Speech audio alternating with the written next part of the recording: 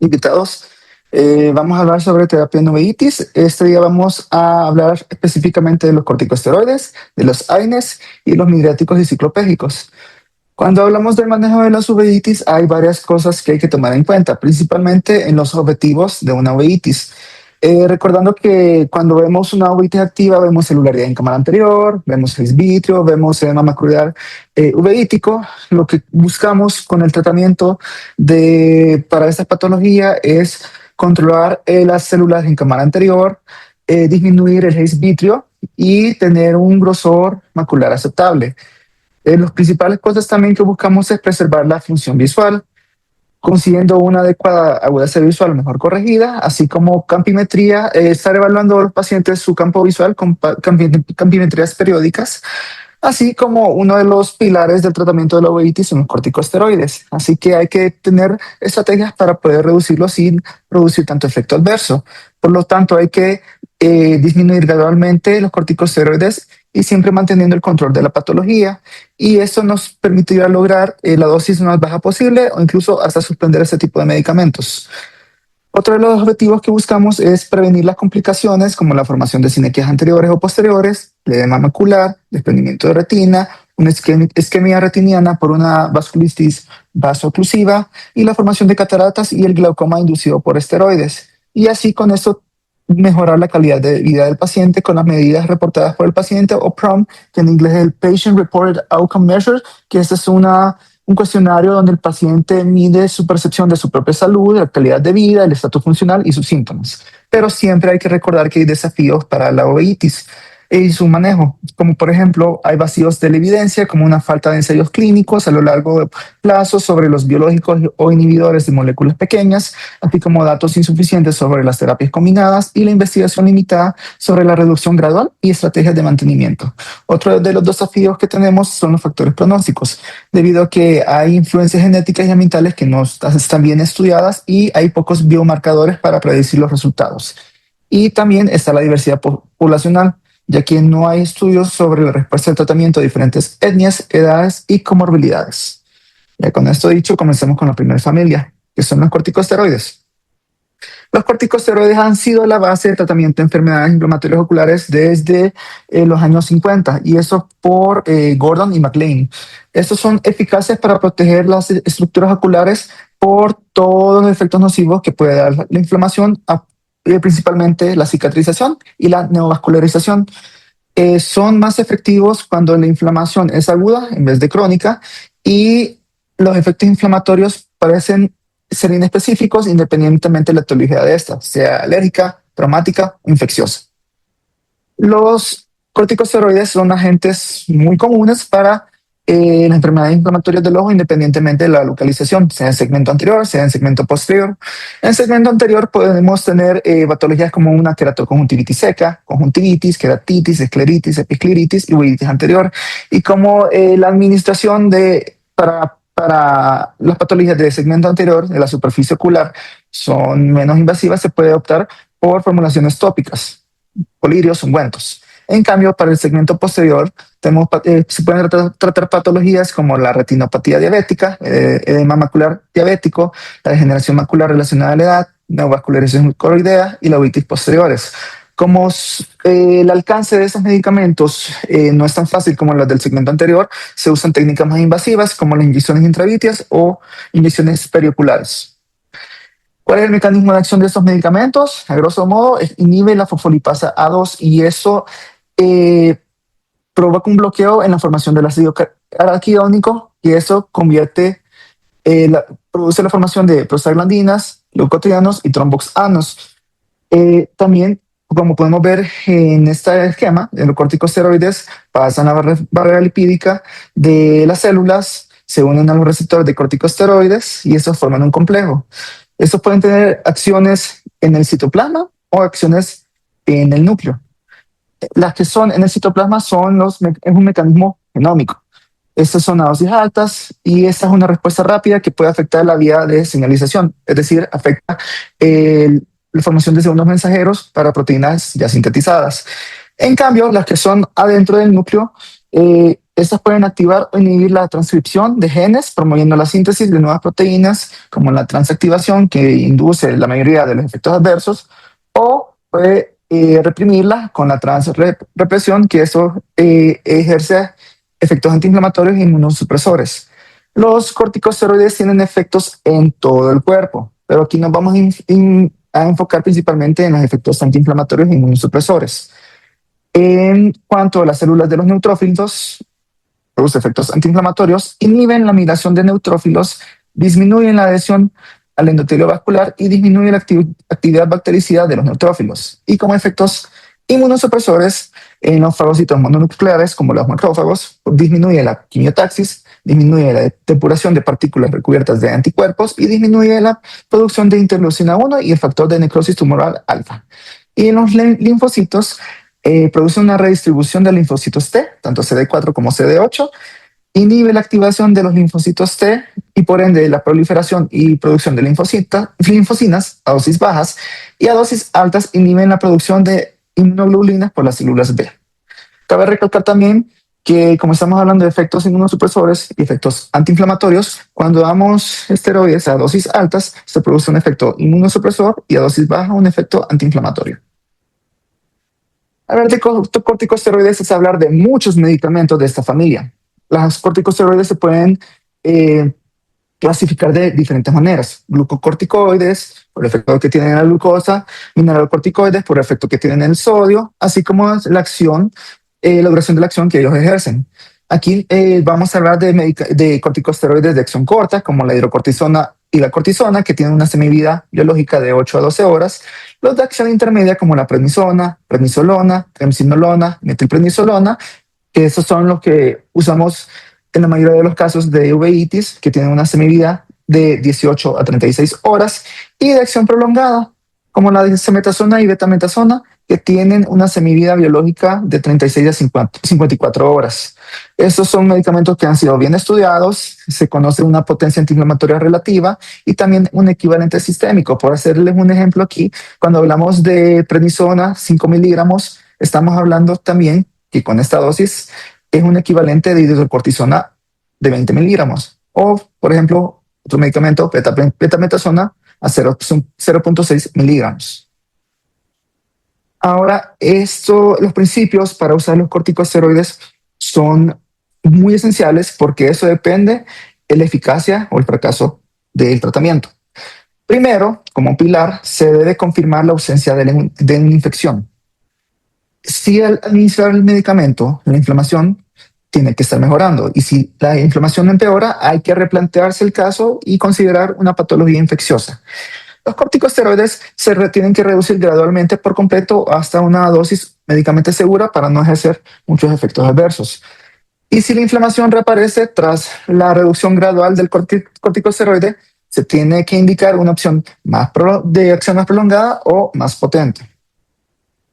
Las vías de administración son bastantes, como mencioné anteriormente. Están de las menos invasivas, como la ruta tópica, las perioculares, como la inyección subconjuntival, perivulvar, subtenoniana, retrovulvar o supracoroidea; las más invasivas, como la intracameral o intravítrea; o la ruta sistémica. Dependiendo de lo que nos estemos enfrentando, es lo que vamos a ayudar. Ahora, la administración tópica es la más preferida. Se trata principalmente con patologías que afectan el segmento anterior. El tratamiento es localizado, fácil de administrar, es un inicio rápido de acción rápida. El efecto terapéutico requiere la penetración del fármaco a través de las barreras de superficie ocular, principalmente la córnea, ya que recordemos que la córnea se compone de las capas de ellas, es el epitelio y el estroma corneal, que aquí son barreras para compuestos hidrófilos e hidrófobos. Por lo tanto, cuando hablamos de sales lipofílicas, como los acetatos y los alcoholes, estos tienen mejor penetración al ojo que las sales hidrofílicas, como el fosfato de sodio. Aquí traigo una tabla que se presentan diferentes preparaciones tópicas de los corticosteroides que están comúnmente disponibles, desde fosfato de dexametasona, que son soluciones; alcohol de dexametasona, que son suspensiones; lautoprednol, que ya está disponible en México, que es una suspensión; El acetato de prednisolona, que es de los que más ocupamos para el tratamiento de uveitis, y la difluprednato es la que está recientemente ya en México, que esta es una emulsión. También es importante recalcar que las suspensiones tienen un mayor efecto antiinflamatorio, así que tenemos la combinación de acetato, que es una suspensión, nos ayuda bastante para el tratamiento de uveitis anteriores, con la prednisolona. Este es un cuadro que habla más específico de diferentes fármacos tópicos. Tenemos el acetato de prednisolona al 1%, que penetra bien la córnea. Está la dexametasona, que uno de los limitantes es que no está disponible por sí solo en varios lugares, sino que vienen combinaciones con antibióticos. El difluprednato, que viene con una concentración de 0.05%, es muy bueno para su especificidad de los receptores de glucocorticoides. Es un acetato, así que tiene buena penetración en la córnea, y es un doble éster, así que puede aumentar la penetración tisular y puede llegar hasta la cavidad vítrea. Hay estudios que demuestran que administrar 4 veces el difluprednato equivale a administrar 8 veces la prednisolona, es decir, es más potente la difluprednato que la prednisolona. Y eso sí, a mayor efecto antiinflamatorio que tiene el medicamento, como la difluprednato, eso tiende a elevar más la PIO y causar las cataratas. Y tenemos medicamentos como el loteprednol y la fluorometolona, que se consideran como esteroides débiles porque estos no llegan hasta la cámara anterior, es decir, su efecto es en la superficie ocular y no son propensos a elevar la presión intraocular. Entonces, ¿cómo vamos a indicar esos medicamentos?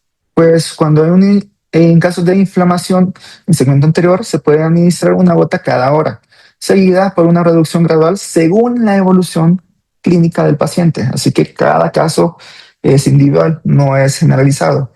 La dosis carga se puede comenzar el tratamiento una gota cada 15 minutos durante la primera hora y después se le va colocando cada hora. El destete o la dosis reducción tiene que ser una reducción gradual una vez observada una mejoría en las células de la cámara anterior. Y el objetivo del tratamiento es una resolución completa de la inflamación de la cámara anterior o minimizar la inflamación sin que haya recaídas posteriormente, minimizando la dosis de aplicación de los esteroides tópicos. ¿Por qué tiene que ser una reducción gradual?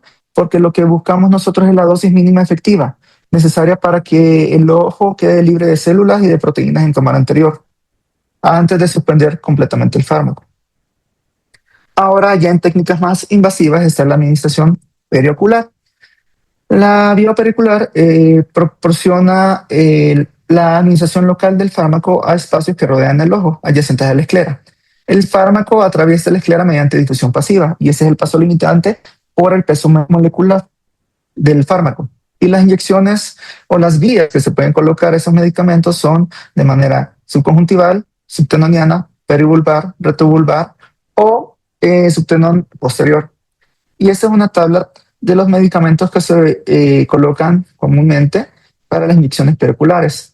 Tenemos fosfato sódico de dexametasona, que esta puede tener una duración aproximada de acción de 1 a 2 días. El acetonio de triamcinolona, que es de los medicamentos más comúnmente colocados, que más estudiados, cuando las presentaciones vienen de 40 miligramos sobre ml, esto se puede inyectar de manera periocular y puede dar una acción aproximada menor de 3 meses. Es un rango amplio, puede ser 2 semanas, 4 semanas, hasta 3 meses. Y también ya vamos a ver que la triamcinolona se puede colocar de manera intraocular. El fosfato de betametasona por sí sola puede tener una acción que dure de 1 a 2 días. Y el acetato fosfato de betametasona, que es una presentación combinada que tenemos aquí en México, conocida como el Celestone Soluspan, puede tener una duración de 7 a 10 días. Entonces, ¿en qué casos vamos a colocar las inyecciones periculares de esteroides? Pues se puede colocar como complemento de la terapia sistémica o cuando esté contraindicada. En los casos donde se vea que hay una adherencia inadecuada al tratamiento tópico o sistémico de parte de los pacientes, para uveitis unilateral grave o casos de uveitis complicada con edema macular quístico refractario, y en casos de uveitis intermedia posterior para uveitis, así como un tratamiento adyuvante en la uveitis anterior. Esta es una imagen que ejemplifica cómo se colocan las inyecciones periculares. Tenemos la inyección subtenoniana, que esto ayuda bastante para las uveitis anteriores en sí. No tiene mayor penetración posterior. Y tenemos aquí la técnica de Nozick, que esto se puede colocar el medicamento hasta esclera posterior, y la inyección de piso órbita, que también se conoce como la transeptal. Entre estas dos, la subtenoniana posterior y la transeptal, se hizo un estudio en el año 2008 donde evaluaban la eficacia de los medicamentos para un estudio de edema macular quístico. Se vio que entre estas dos técnicas no hubo una mejoría, no, perdón, no hubieron diferencias significativas en cuanto a estos medicamentos. Los dos dieron su efecto bastante similar. También es importante recalcar que entre estas dos formas de administración de esteroide, la elevación de PIO también puede similar, así que no es que una sea mejor que otra o que una disminuya, no eleve tanto la presión como la otra. Lo que sí se vio es que con los pacientes que se le colocaron la inyección subtenoniana posterior, estos sí presentaron tosis palpebral, a diferencia de la inyección transeptal, que esos no presentaron tosis. Entonces, como me había mencionado, la triamcinolona acetonio es de los más estudiados para este tipo de inyecciones. Estos pueden repetirse cada 2 a 4 semanas según la respuesta clínica. Las inyecciones periculares pueden administrarse en intervalos de 4 semanas a 12 semanas. Se pueden dar ciclos o series de 2 a 4 inyecciones antes de considerar que el método es eficaz. Y esta administración está contraindicada en pacientes con uveitis infecciosa activa y no se recomienda en pacientes con escleritis necrotizante. Ahora, la más invasiva de todas es la inyección intraocular. Eso implica que se administra directamente en los corticosteroides, superando las barreras oculares asociadas a diferencia de la administración tópica y sistémica. Aquí se incluyen las inyecciones intracamerales, intravitreas y supracoroideas. La más nueva de todas estas vías es la inyección supracoroidea, que se aprobó el año 2021 un sistema para que se coloque por esta vía medicamento, hablando de la suspensión de triamcinolona sin preservantes. El nombre comercial es Xpere. Este medicamento se ha indicado para tratar el edema macular asociado con la uveitis no infecciosa. Como podemos ver en este esquema, se coloca mediante un microinyector de una aguja pequeña de 900 a 1100 micras, de un calibre de 30 gauge, donde se administran 4 miligramos en 0.1 ml del fármaco. Esto produce niveles bajos de corticosteroides en el segmento anterior y altos en el segmento posterior, que es lo que estamos buscando. Y se recomienda que se hagan 2 administraciones cada 12 semanas de por medio. Lo único de este medicamento es que no está disponible, digamos, en México, en todos lados, y que es bastante caro. Estamos hablando de más o menos $1,600 americanos. La administración intravítrea. Aquí se logra una concentración más alta en el segmento posterior que en las inyecciones periculares. La administración intravítrea puede realizarse mediante inyecciones a través de la pars plana o se pueden colocar implantes, ya sea de liberación sostenida o biodegradables. La vía media de eliminación de la acetonio de triamcinolona cuando se inyecta de manera intravítrea puede ser de 18.6 días en ojos no vitrectomizados y de 3.2 días en ojos vitrectomizados. Este es un cuadro comparativo de diferentes medicamentos que se pueden colocar de manera intravítrea, de manera inyectada, no por implantes. Tenemos el acetonio de triamcinolona, conocido también como el Kenalog, a una presentación de 40 miligramos por ml. La dosis que se coloque es de 4 miligramos por 0.1 ml, y este es un medicamento que se usa de manera off-label, fuera de la etiqueta, para edema macular cistoide, neovascularización coroidea, edema macular diabético, edema macular secundario a una oclusión de vena retiniana, uveitis o afecciones inflamatorias que sean refractarias a tratamiento con corticosteroides tópicos. El acetonio de triamcinolona, que es libre de conservantes, un nombre comercial que se conoce como Trience, de la familia Alcon, ese sí está indicado y aprobado también para que se coloque de manera intravítrea. Está indicado para patologías como oftalmía simpática, arteritis temporal, uveitis, afecciones inflamatorias también que son refractarias al tratamiento de corticosteroides tópicos. Y el fosfato sódico de dexametasona, el decadron, que viene en la misma presentación, bueno, viene en solución de 4 miligramos por ml y eso también se usa de manera off-label para edema macular diabético, neovascularización coroidea, uveitis y las afecciones inflamatorias oculares refractarias al tratamiento tópico. Ahora, con la administración, o mejor dicho, la vía intravitrea, los implantes, tenemos varios. Ahora actualmente tenemos la dexametasona, también conocido como el Osurdex, una presentación de 0.7 miligramos y tiene una duración eficaz de 3 meses. Este es un implante biodegradable y es indicado para edema macular secundario de oclusión de vena retiniana, uveitis posterior no infecciosa y edema macular diabético. Y tenemos también los implantes por acetonio de fluocinolona. Y aquí tenemos diferentes presentaciones y les voy a explicar por qué.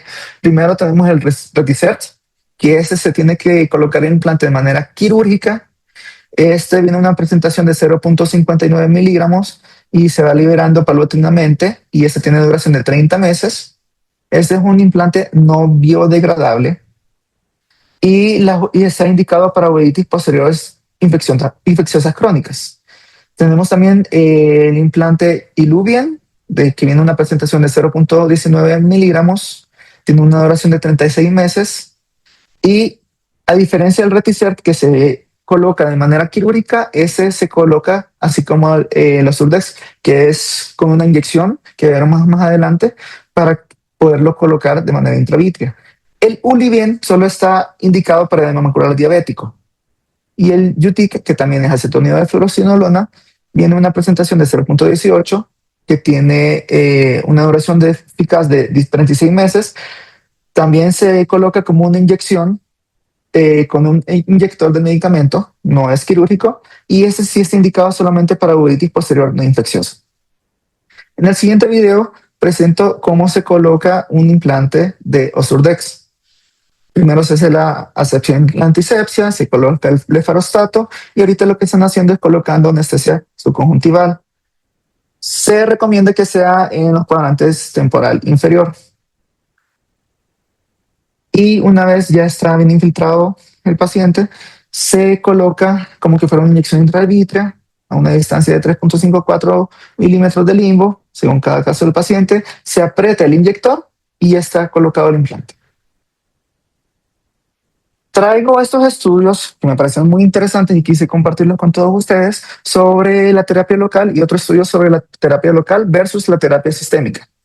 En el 2019 se hizo el estudio POINT, que es el periocular versus intravitreal corticoids for uveitis macular edema trial, que son prácticamente triamcinolona periocular versus la triamcinolona intravitrea versus el implante de dexametasona, los Surdex, para tratar el edema macular uveítico. Se hizo tratamiento y después de 8 semanas se volvió a estudiar todos estos pacientes con estudio macular de OCT. En los 3 grupos sí se mostró que hubo mejoría de los edemas maculares uveíticos en los grupos de triamcinolona intravitro y del implante de dexametasona intravitro, sí tuvieron reducciones significativas en el edema macular uveítico de 39 a 46% respectivamente, a diferencia de la inyección periocular de triamcinolona que fue un 23%. Eso sí, los pacientes a quienes se le colocaron la inyección intravítrea de triamcinolona y los que se le pusieron el implante de dexametasona presentaron mayor elevación de la PIO, arriba de 24 milímetros de mercurio o aumentó 10 milímetros de mercurio del valor basal que tenían, a diferencia de lo que se le inyectó la triamcinolona periocular.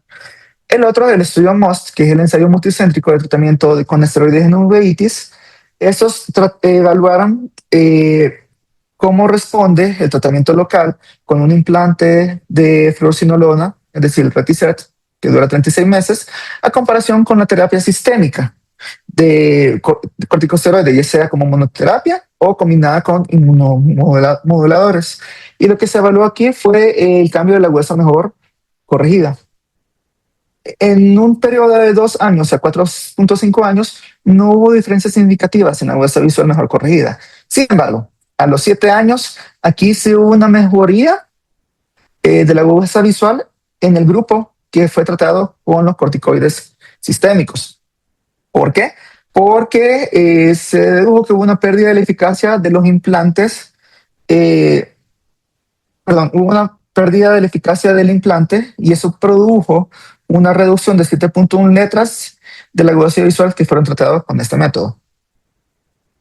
Aquí traigo una tabla, resumen, de que fue formada por el Centro Mexicano de Enfermedades Inflamatorias Oculares de las diferentes vías que se puede administrar corticosteroides, ya sea de las menos invasivas como tópico, polidio, ungüento, en manera de la vía periocular, ya sea subconjuntival, transeptal, subtenoniano, intracameral, intravitro, retrovulvar, con las diferentes presentaciones de medicamentos que existen disponibles en el mercado. Lo traigo como resumen para su conocimiento y consideración. Ahora, en la administración sistémica están los corticoides sistémicos, que estos son utilizados cuando la uveitis amenaza la visión, cuando los corticosteroides locales son insuficientes o están contraindicados, o cuando la enfermedad inflamatoria sistémica también requiere tratamiento. Y aquí lo que más ocupamos son la prednisona y la metilprednisolona. ¿Cómo se administran o cómo se indican esos medicamentos? De manera oral, lo que más ocupamos es la prednisona. Se puede iniciar una dosis de 0,5 miligramos a 1 miligramo por kilo de peso por día y se puede indicar hasta 60 miligramos. Sin embargo, la literatura también apoya que se puede darse hasta 80 miligramos al día, dependiendo de cada paciente. Y eso se puede ir reduciendo de manera gradual cada 1 o 2 semanas. El objetivo con este tratamiento es controlar la inflamación ocular y los efectos adversos mediante la reducción gradual a la cantidad menor posible de prednisona, tolerable para el paciente. Y aquí podemos ver en esta tabla cómo se va a ir bajando progresivamente la prednisona. Cuando estamos dando prednisona arriba de 40 miligramos, se tiene que hacer una disminución de 10 en 10 en periodos de 1 a 2 semanas. Cuando estamos de 40 a 15 miligramos, se va a hacer una disminución de 5 en 5 cada 1 o 2 semanas, y de 15 a 7,5 miligramos se va haciendo la disminución de 2,5 de cada 1 o 2 semanas. Y lo que se busca es disminuir la dosis de prednisona a 7,5 miligramos al día o menos en un periodo de 3 meses. Si esto no se puede hacer, entonces podemos optar al siguiente escalón de terapia médica, que son los inmunomoduladores sistémicos. Y es importante que cuando estamos dando esas terapias, principalmente para todos los pacientes, pero principalmente para todos los pacientes mayores, se recomienda dar suplementos de calcio, la dosis de 1.500 miligramos al día, vitamina D, 800 unidades internacionales al día, y terapia de sustitución hormonal de estrógenos a mujeres que ya pasaron el climaterio, y agentes antirreceptivos como bifosfonatos cuando sea necesario. Ahora, en la vía intravenosa, contamos con la metilprednisolona. Aquí se da por pulsos, es decir, dosis altas. Puede ser de 500 miligramos a 1 gramo al día en infusión durante 1 hora, durante 3 días, y se puede prolongar hasta 5 días. Posteriormente de haber indicado este medicamento, se tiene que pasarlo y traslaparlo a prednisona a una dosis de 1 miligramo por kilo al día con la reducción gradual. Y esto de indicar metilprednisolona de manera intravenosa está sugerido en enfermedades oculares graves que amenazan la visión, como por ejemplo la enfermedad de Behçet, oftalmia simpática, enfermedad de BKH, coroiditis epiginosa, la neuritis óptica, entre otros. Siempre es bueno darle recomendaciones a los pacientes cuando estemos dando corticosteroides, más de manera prolongada. Por ejemplo, hay que recomendar que se practiquen dieta y ejercicio, es decir, tener una vida sana, la medicación complementaria, que estábamos hablando, suplementos de calcio, suplementos de vitamina D, terapia de sustitución hormonal en mujeres, Densitometría ósea, es importante que se hagan una a los pacientes a los 3 meses de haber iniciado el tratamiento.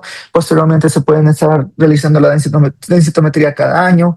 Se recomienda también dormir bien, ya que queremos que los niveles de cortisol endógeno sean los menores posibles, y un control de presión arterial y control de glicemia de los pacientes. Así que también el trabajo en equipo con otras especialidades como medicina interna, endocrino, es muy importante.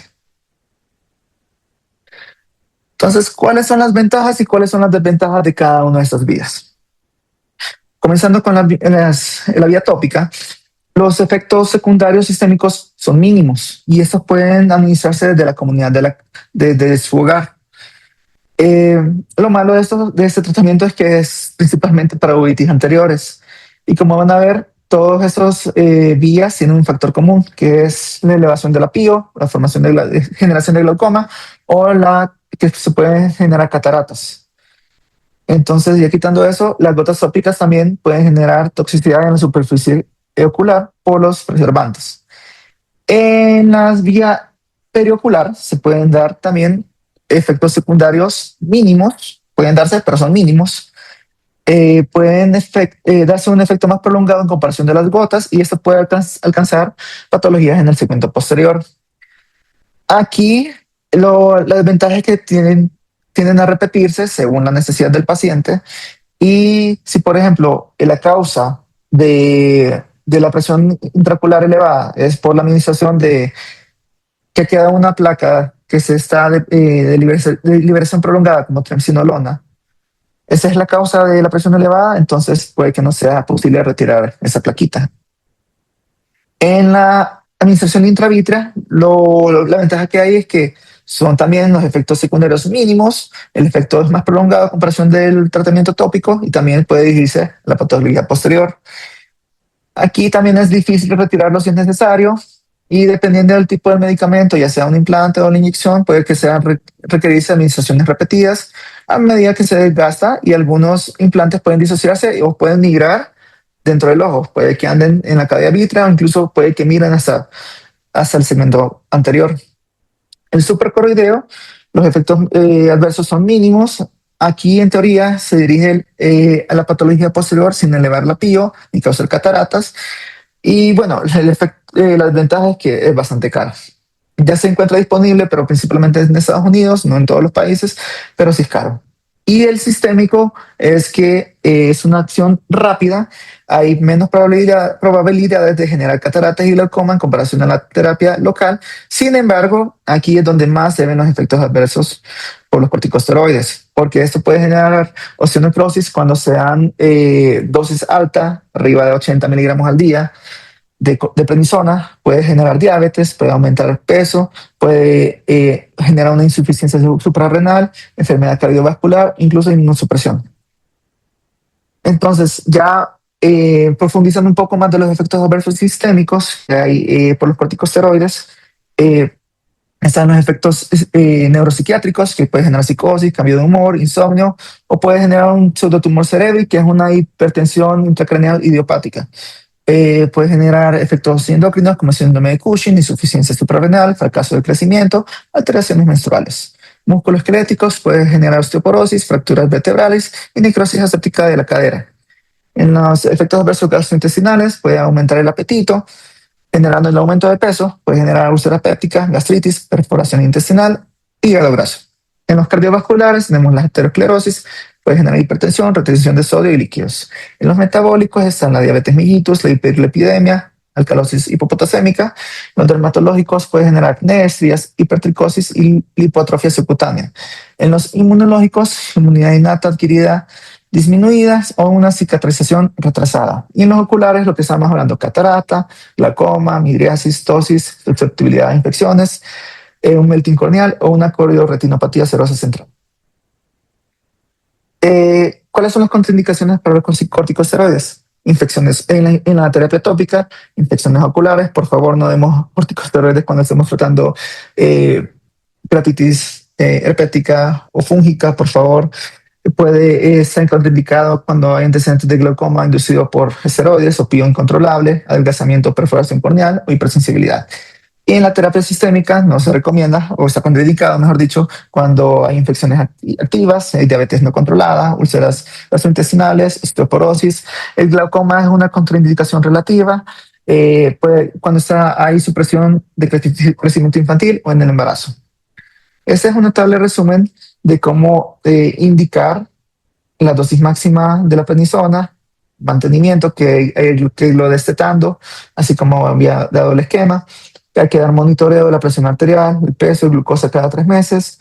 Hay un monitoreo de lípidos anualmente, la densidad ósea dentro de los primeros 3 meses y luego anualmente, y el tratamiento complementario con calcio, vitamina D, estrógenos y agentes antirresortivos según sea el caso.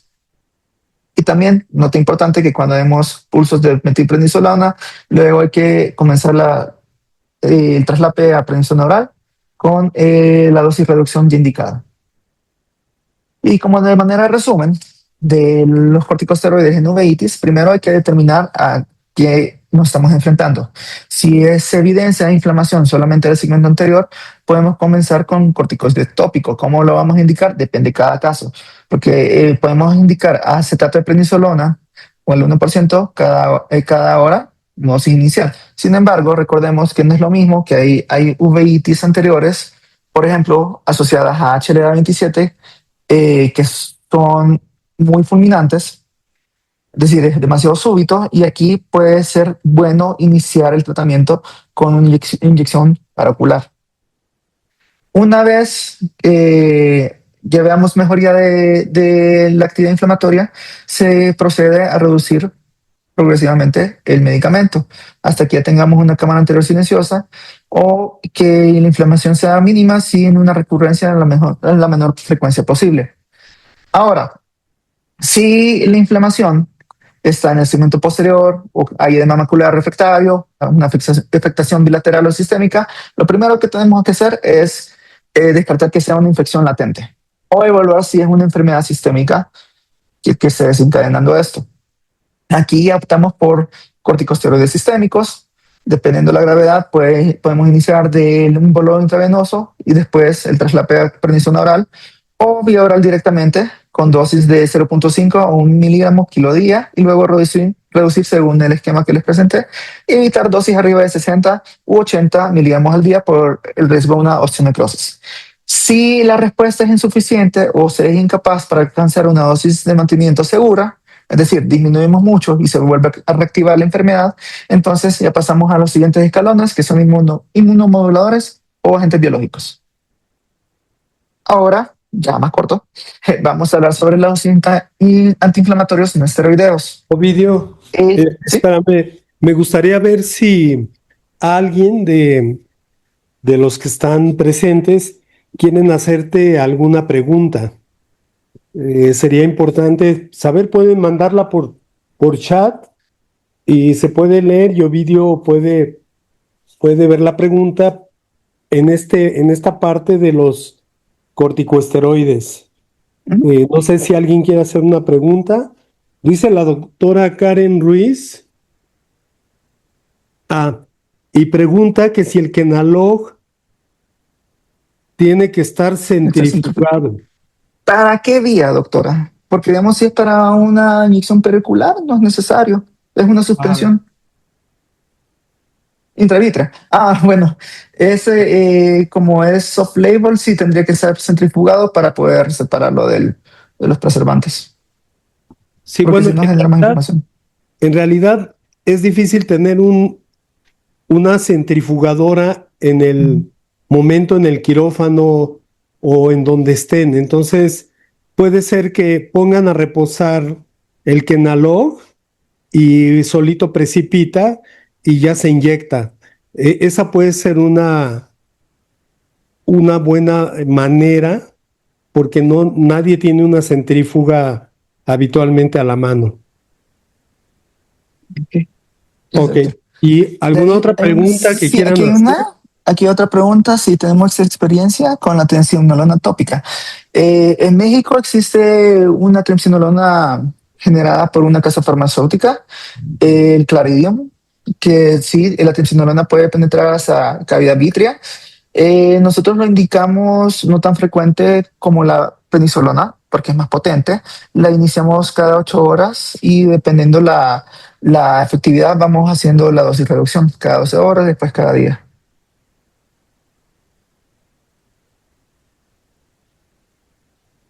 Si alguien que quiera hacer más preguntas,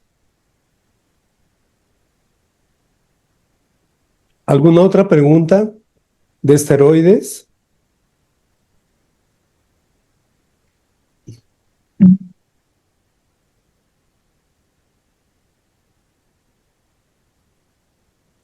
El Alindepot es Dexa.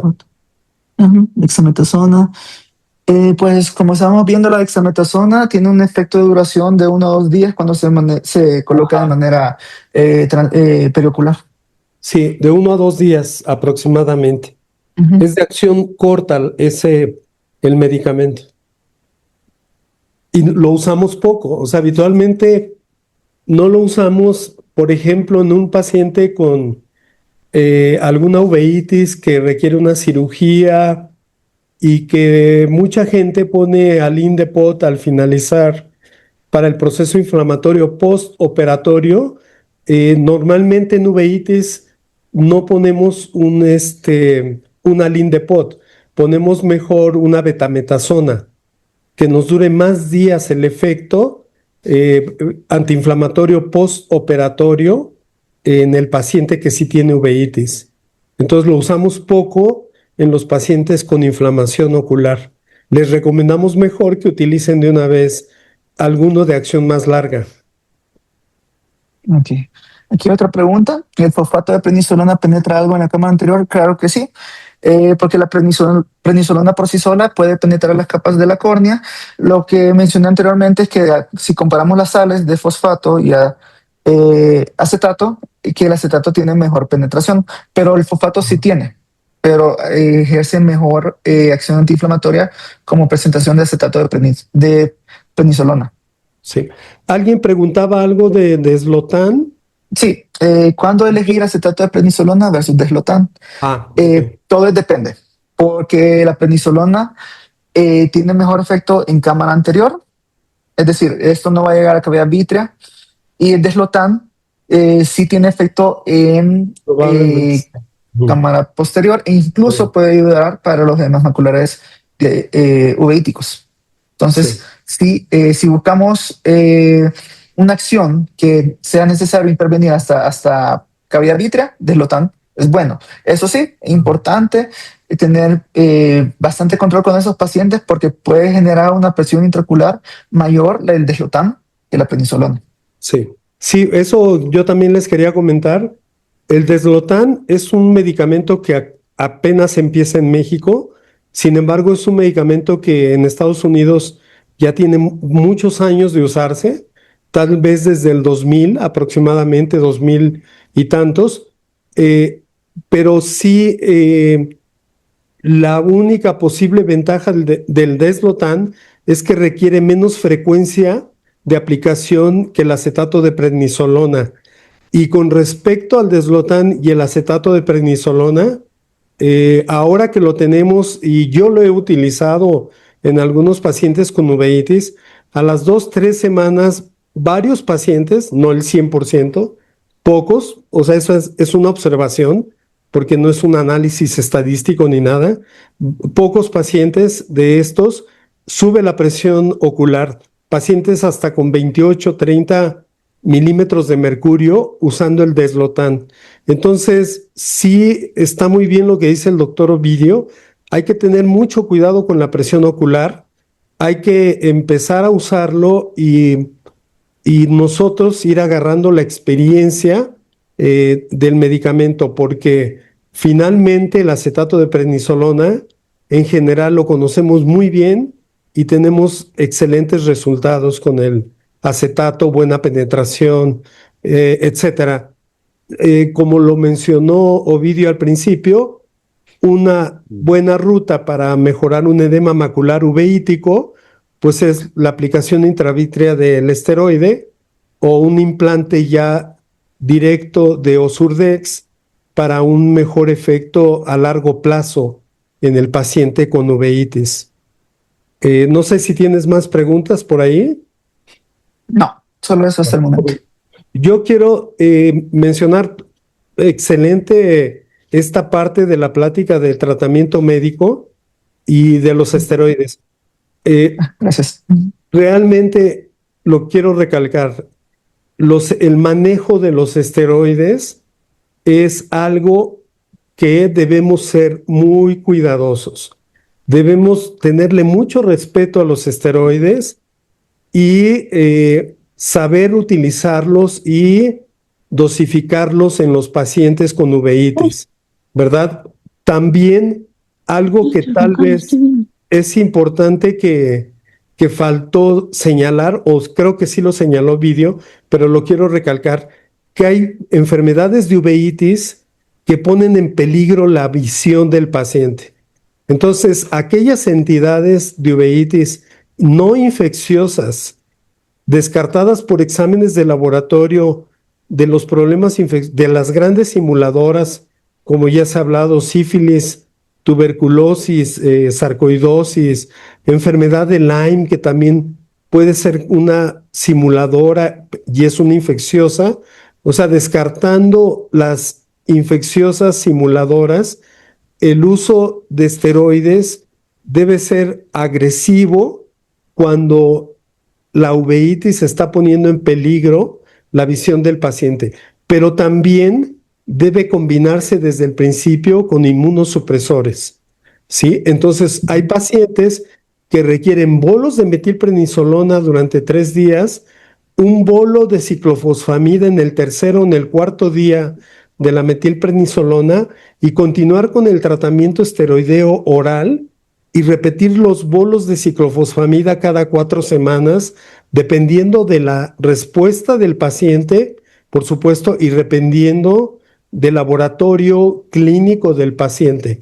Valorar la biometría hemática, valorar el hígado, valorar la función renal, valorar sistémicamente al paciente y si se puede volver a aplicar otra dosis de ciclofosfamida y seguir con el esteroide oral hasta el destete final, que muchas uveitis van a requerir un tratamiento solamente inmunosupresor y no requieren o no necesitan forzosamente tomar también en conjunto con el esteroide.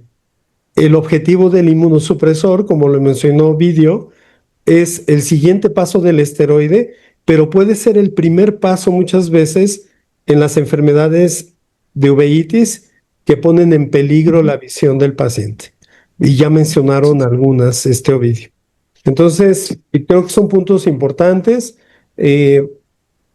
Otro punto importante, siempre en los pacientes adultos, en las mujeres, primordialmente, siempre hacer los suplementos de calcio y vitamina D, que no se nos pase de largo darles calcio y darles vitamina D a las mujeres que les estamos dando esteroides y un control estricto y sería muy bueno, como ya se mencionó, con densitometría ósea cuando sea necesario. Ujú. Muy Sí. bien. Entonces vamos a seguir con tu plática. Sí, sí, ya casi terminamos. El esteroides era lo más denso. Va. Entonces, continuando con la ponencia, vamos a hablar de los antiinflamatorios no esteroideos. El mecanismo de acción siempre está relacionado a la cascada inflamatoria de los fosfolípidos, solo que los AINES, ellos tienen su acción en la enzima ciclooxigenasa. Hay dos tipos de isoenzimas, está la COX-1 y está la COX-2. La COX-1 está en todos los tejidos del cuerpo y la COX-2 se manifiesta principalmente cuando hay inflamación. Entonces es más selectivo.